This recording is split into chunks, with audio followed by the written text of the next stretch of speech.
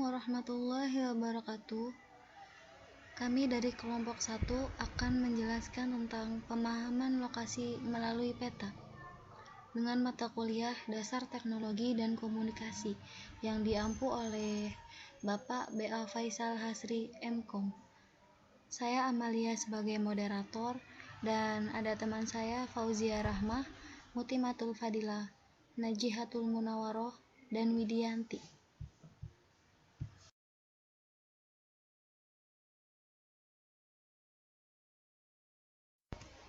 Yang pertama, pemahaman lokasi melalui peta. Pengertian lokasi. Lokasi merupakan suatu tempat atau letak daerah di mana adanya keterkaitan suatu objek di muka bumi.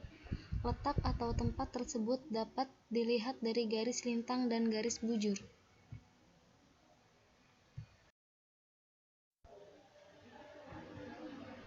Pengertian peta.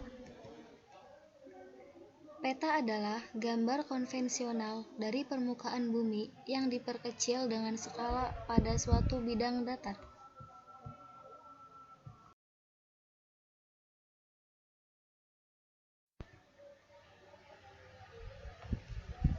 Syarat-syarat peta.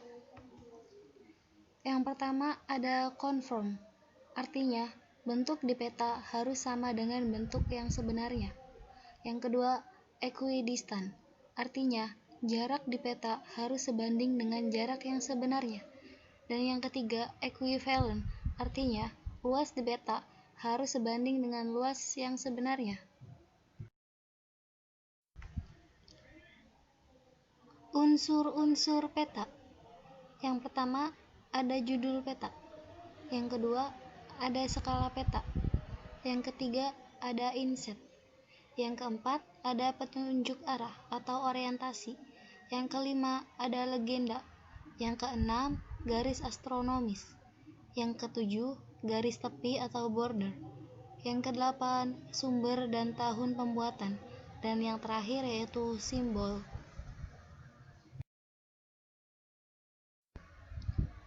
Jenis-jenis peta berdasarkan isinya dan skalanya. Jenis peta berdasarkan isinya ada 2, yaitu yang pertama peta umum, yang kedua peta khusus atau tematik. Sedangkan berdasarkan skalanya ada 5. Yang pertama peta kadaster, yang kedua peta skala besar, yang ketiga peta skala sedang, yang keempat peta skala kecil, dan yang kelima peta geografi atau dunia.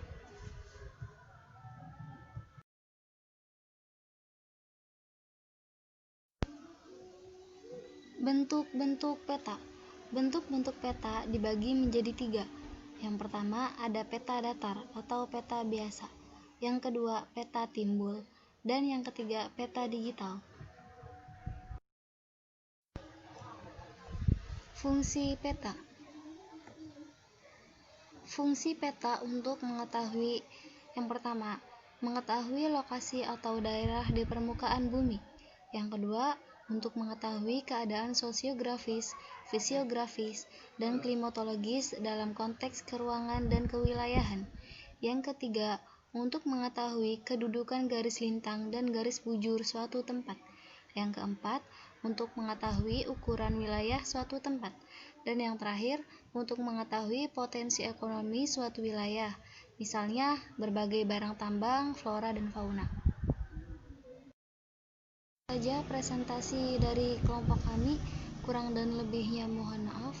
Wassalamualaikum warahmatullahi wabarakatuh.